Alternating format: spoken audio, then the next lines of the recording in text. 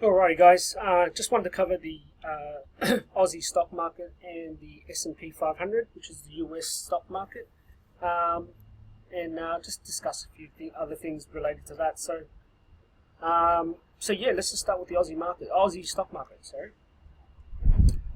So I won't go through the whole narrative of what's been going on. We'll just get straight to it. So we're kind of in this weird range or consolidation type kind of area here. So there's a few ways to look at this, right? So we have the initial move down, right? And then we have what you could basically look at as basically bearish consolidation, right? And bearish consolidation is just where price is just kind of channeling within this range, right? There's no real clear trend or pattern. There are a lot of patterns if you know what to look for, but it's not very clear, right? So that's what it is. But at some point, it's going to kind of slow down and then either break out of the channel or break down below the channel. So that's what we're kind of looking for at the moment. When that happens, when it breaks out, I don't know, right? But like I said, more likely that we're going to see a breakdown, okay? Like this initial fall in January, start of January, was just the start, right? This is just the first leg down, right? First leg down, then consolidation, right? It always happens, consolidation, then the breakdown again, right? Same with here, for example. Here you got the breakdown, then consolidates a bit, and then goes down again, right? And you can see this in pretty much any chart, pretty much any time frame as well. So that's what we see now. Now I've got to look at also the bullish case as well, right? Because I can't just look at one side; I've got to look at both sides. Right? Now there is possibility that the market could still go higher, right? Could still break above this level here. I don't know yet. We're just gonna have to wait and see what happens over the next few days or a week. But if it does, right, we're going to look for basically some selling opportunities, right, some shorting opportunities, right. I'll zoom into the 4 hour, because you've got to remember that the market is supposed to make things harder for you, right. There is no doubt there is a lot of money that can be made in this market for sure, right, and there's a lot of opportunities, right. It's the easiest, sorry, not the easiest, it's the most almost risk-free investment or business you can set up, right? You don't need a large deposit. You only need a small deposit to even start this, right? You can do this at home, you can do this anytime, right? You don't need to fork out a loan from the bank to start up a business, right? But there are risks, of course, right? There is a lot of money made, but like again, the market's not stupid, right? The institutions aren't stupid. They know that a lot of people, most of us, our decisions are based off our, fear and greed, right? And they prey on that. So, and because of that, they know how to, screw with people's heads in the market, right? Now, some people probably hear that and go, well, how does that happen? How can banks screw with people, in the market, right? But you got to remember that trading is pretty much all about psychology, right? And if you don't believe that, then I suggest you maybe just set up an account and go yourself and see what happens. But we've got a bearish bat pattern, all right? So this gives me a potential selling opportunity if the price goes back up there, all right?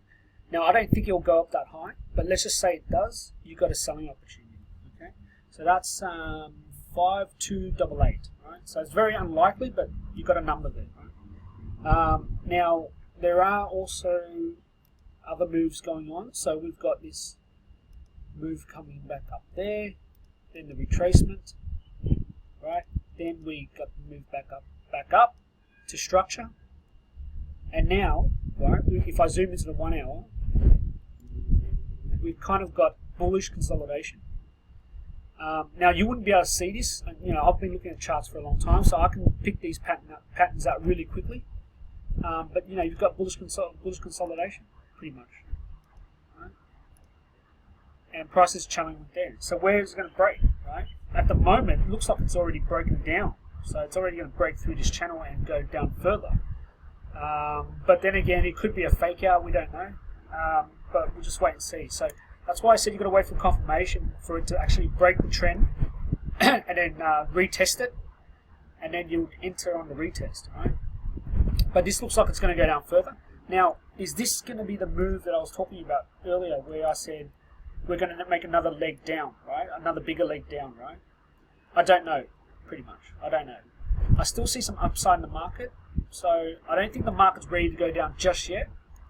I think very soon it will, but not just yet. But who knows? I could be wrong, of course. Ideally, I'd like to see the market kind of go back up here to retest these levels and then roll over. But we'll just have to wait and see what happens. But keep an eye on that. I would not be buying anything long this week. All right, I'd be really cautious of that. I do see a big rally coming soon. Right? When I'm not too sure. We'll just have to wait and see. So that's the Aussie dollar there. SPX, so S&P 500. So again, we've got a similar kind of pattern coming in. A bearish consolidation. So price is pretty much channeling within this area and looking to. Actually, I'll do that again. Sorry. There was two patterns in this, right? So you had the move down like that, and then you had bearish consolidation, right? But within this channel here, you've got another one, right? You've got, and I'll go into the 1 hour, probably easier to look at. You've got price kind of going like this,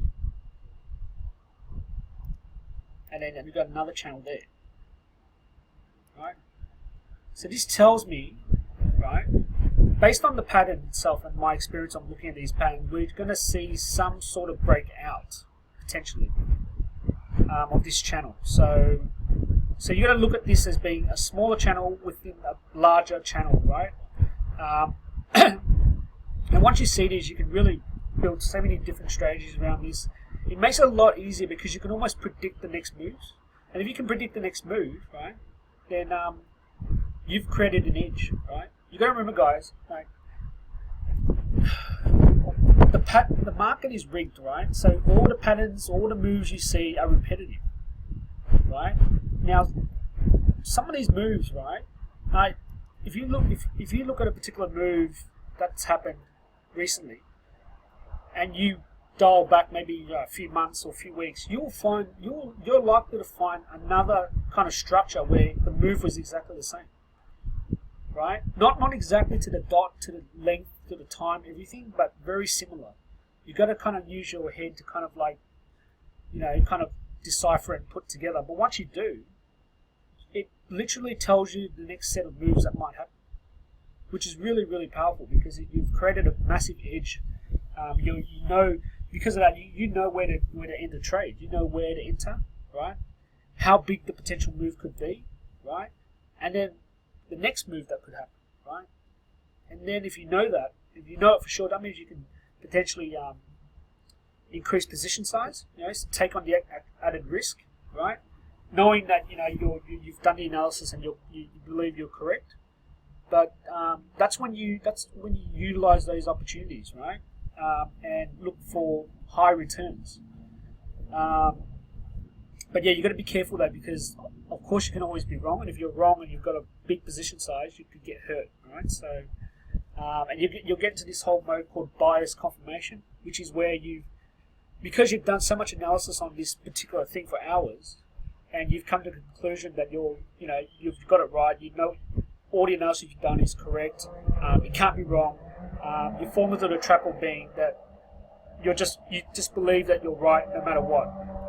And then when the time comes, and then the price starts doing it starts doing what you predicted it would do, but then halfway through it does something unusual, does something different, right? It smashes through somewhere, goes up or down against you, right? And then at that time, that's where you fall into the trap of saying, oh, okay, well, might just be an anomaly, it'll come back. And then before you know it, it just keeps going down and down and down and just does completely the opposite of what you wanted it to. And then, even then, you'll still not close the trade, right? You'll stay with the trade knowing that you're right. Thinking that you're right, sorry. And that's where you get hurt, because everyone's been caught in that trap before, so you got to be careful. But even these basic patterns, right? Just knowing that, it changes a lot, right? You can predict the next set of moves, and that gives you a massive edge over most ordinary investors, okay? So that's all I had for the S&P. Basically, the overall consensus is it's bearish. We're looking for a move back down, a break back down, but in the meantime, like the Aussie market, there is potential for this to go up higher to test these levels here, right? So there's still room for that. Yeah, that's really about it there. Expect to see, like I said the last couple of weeks, expect to see a lot of volatility. We're going to see a lot of defaults, right? A lot of companies are going to start to default in the coming weeks, months. And we're going to start to really see the cracks, right? Now, the US you're starting to see the cracks in the US now. People are starting to say, well, maybe the US isn't strong as it has been saying, right? And I've been saying that for a long time. I've been saying that USD ain't, they're the weakest of all, right? For a developed nation. The interest rate rise that they did in December, it didn't even last a couple of weeks before it already started to cause problems. Now they're starting to talk about potentially rolling back, right?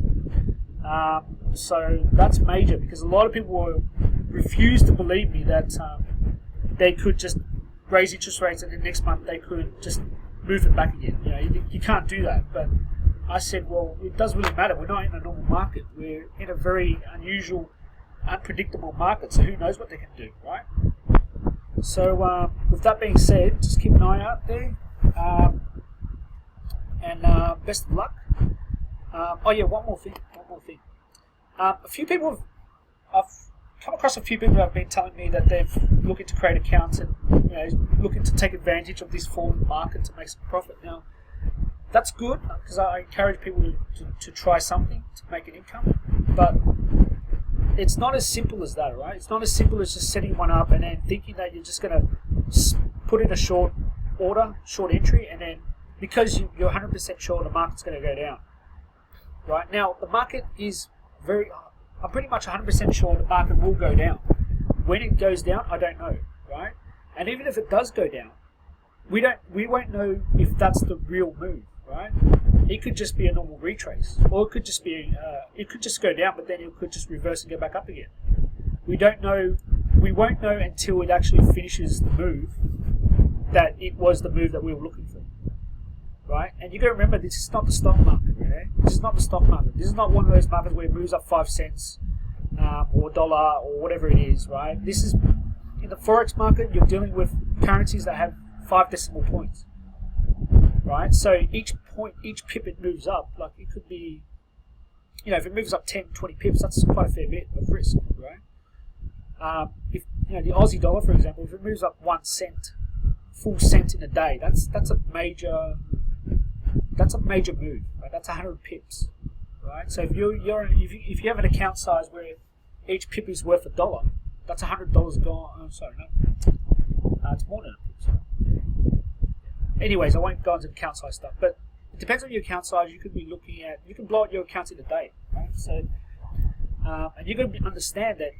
Let's say you're into here, right? Have you considered that? What if the market goes back up a little bit? What's your risk, right?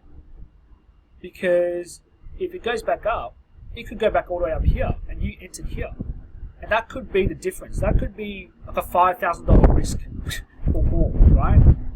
So you got to be really careful. It's not supposed to be easy, right? And I've been telling these people just to get educated. Go and get educated somewhere. You can't just go in blind. You're doomed to fail, basically. So yeah, I've done it before. So I can speak. Pretty much every trader can speak. Can say the same thing. So yeah. Anyways, I'm losing my voice, so I'll talk to you guys soon. Have a good weekend, and I'll All the best. Cheers.